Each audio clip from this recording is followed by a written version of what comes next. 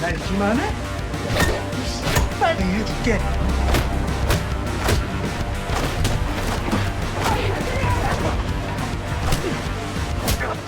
Setelah kejadian memalukan Sokde dan Yongbin dikalahkan Si-eun dan kawan-kawan, Sokde dipanggil oleh bosnya yang bernama Gilsu. Ini dia orangnya. Gilsu kesal karena tahu bahwa Sokde telah bekerja untuk orang lain. Ya, siapa lagi kalau bukan Yongbin, sepupunya. Dengan tanpa kasihan, tangan Sokde dipukul pakai balok hingga retak. Singkat cerita, Sokde di rumah sakit dan Yongbin datang ke sana. Dia bertanya bagaimana keadaan Sokde. Namun di sana ternyata ada Gilsu nyaut dengan nada yang sedikit mengancam, meminta Yongbin untuk menghasilkan uang. Di sisi lain, Si-eun ke minimarket untuk membeli sesuatu dan tak sengaja dia melihat Yong-i. Ini dia orangnya, sedang mencuri lipstik namun Si-eun hanya diam saja. Saat keluar, tiba-tiba saja Yong-i nebeng payung sama Si-eun. Sebagai tanda terima kasih, Yong-i mengajak Si-eun makan. Mereka pun sedikit mengobrol, akan tetapi Si-eun hanya menunjukkan wajah datarnya. Yong-i pun lalu meminta nomor Si-eun. Shin pun berpindah saat Gilsu sedang mengancam seorang pemuda agar segera membayar hutangnya.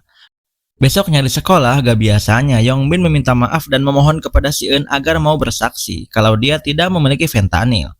Awalnya Si-eun tidak mau membantunya, namun Bumsok memujuk Si-eun agar mau membantunya. 도와줘. 나 진짜 이러다 아니 그거 내 거 아니라고 말 한 번 해줄까? 겨울형 Sepulang sekolah, Si-eun dan yang lainnya pun ceritanya diajak Yongbin untuk menemui pengacaranya. Di sini Suho curiga kayak ada yang gak beres. Dan benar saja, mereka malah dibawa ke parkiran basement. Bukannya bertemu pengacara, malah di sana ada Gilsu dan antek-anteknya. Gilsu malah minta uang ganti rugi karena sebelumnya Sokde telah diobati di rumah sakit dan menghabiskan banyak uang. Dan Gilsu malah menyalahkan Si-eun dan kawan-kawan. Suho tahu bahwa semua itu adalah tipu muslihat Gilsu. Mereka gak bisa berbuat apa-apa dan mereka diberi waktu 3 hari untuk membayarnya. Kalau tidak, Si-eun dan kawan-kawan akan dihabisi. Nah, dalam waktu 3 hari itu, mereka selalu diawasi oleh antek-antek Gilsu hingga ke sekolah.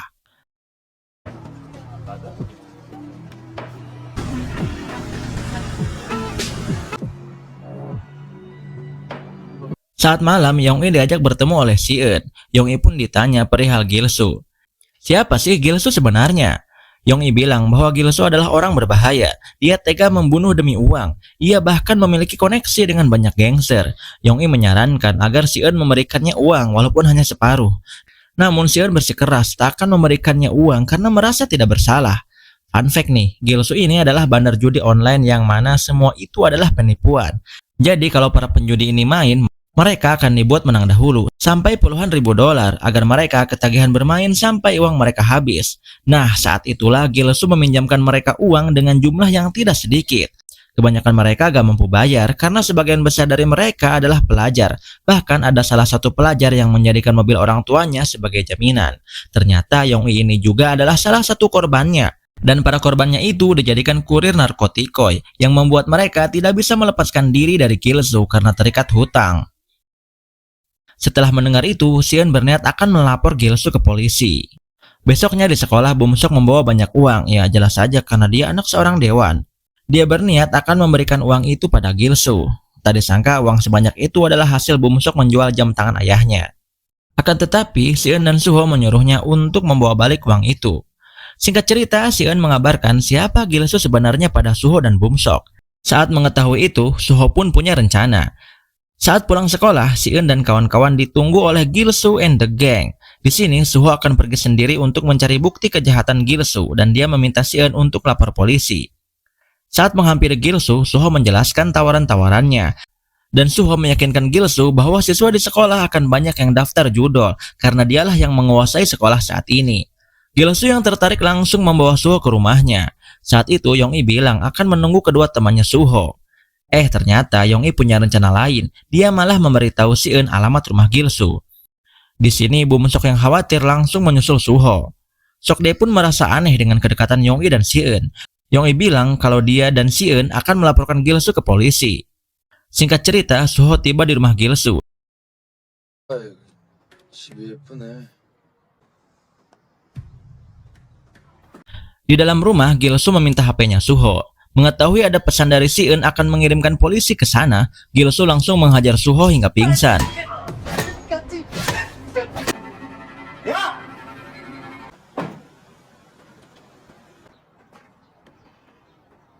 Saat itu ia melihat Suho yang sudah pingsan. Karena biar cepat selesai masalahnya dan dibebaskan, Bum Sok pun memberikan uang sesuai permintaan Gilsu. Alih-alih dilepaskan, mereka berdua malah dibawa. Tak lama dari itu, polisi pun tiba. Akan tetapi, karena Gilsu and the Gang udah pergi, polisi itu tidak menemukan siapa-siapa dan akhirnya balik lagi. Karena penasaran, si Eun masuk rumah Gilsu secara paksa. Dengan kaget, dia melihat bercak darah di lantai yang membuatnya sangat khawatir dengan keadaan teman-temannya. Di sisi lain, Sokdae disuruh Gilsu untuk menemuinya di tempat tertentu. Saat akan pergi, Yong-i bersikeras ingin ikut dengannya. Yong-i pun meminta si Eun untuk datang bersama polisi ke tempat yang ditentukan Gilsu tadi. Ternyata Gilsu berada di taman bermain terbengkalai. Di sana juga Suho dan Bum Sok disandra. Singkat cerita, Sokdae dan Yong-i tiba di sana. Sokdae langsung mengajak duel Gilsu.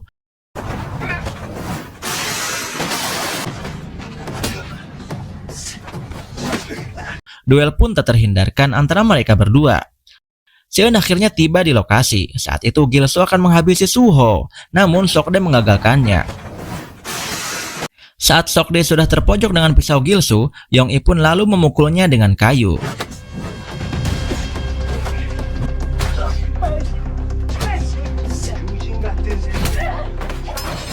Namun Gilsu masih bisa langsung bangkit lalu mencekik Yong-i. Tak lama, terdengar sirene polisi yang membuat Gilsu and the Gang kocar-kacir. Namun ternyata sirene itu hanya berasal dari HP-nya si Eun. Karena kesal, Gilsu pun langsung menyerang si Eun. Waktu itu, Yong-i dan yang lainnya memilih untuk melarikan diri. Pada pelariannya itu, mereka melihat ada polisi datang. Si Eun yang berduel dengan Gilsu harus menerima goresan luka dari Gilsu. Tiba-tiba polisi muncul memberikan tembakan peringatan. Saat itu Gilsu berhasil melarikan diri dan si Eun lalu mengejarnya. Setelah berhasil mengejar Gilsu, berlanjutlah duel mereka.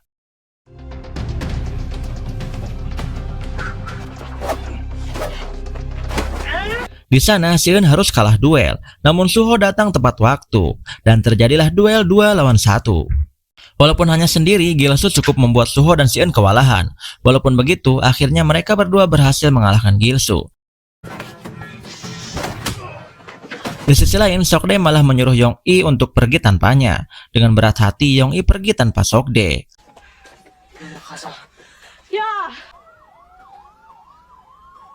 Akhirnya polisi berhasil menangkap Gilsu and the Gang. Begitupun Sokdae.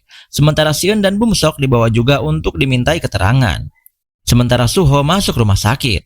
Di kantor polisi, utusan ayahnya Bum Sok menyuruh si Eun untuk pulang karena kasusnya telah dibereskan olehnya. Namun Bum Sok dibawa terlebih dahulu ke suatu ruangan yang mana ada Gilsu di dalamnya. Bum Sok disuruh membalas apa yang telah dilakukan Gilsu padanya atas perintah ayahnya. Namun karena Bum Sok tidak punya keberanian, dia pun langsung pergi. Di depan kantor polisi, Yong-i menunggu dan menanyakan kabar Sokdae pada si Eun. Lalu si Eun mengajak Yong-i untuk pergi menjenguk Suho di rumah sakit. Di rumah sakit, Yong-i meminta maaf atas segala perbuatan dirinya dan teman-temannya. Ia juga bersedia akan menemani Suho di rumah sakit, sementara si Eun memilih untuk pulang. Akan tetapi saat tiba di rumah, si Eun malah kepikiran terus yang membuatnya kembali ke rumah sakit dengan membawa makanan yang Suho mau sebelumnya. Suho pun merasa aneh dengan perubahan sikap si Eun yang tadinya dingin kaku kayak es, kini dia sangatlah berarti baginya. Dan saat itu, untuk pertama kalinya si Eun tersenyum. Di sisi lain, Bum Sok yang dianggap mencoreng reputasi ayahnya sebagai anggota dewan, dihukum dengan cara dipukul menggunakan stick golf.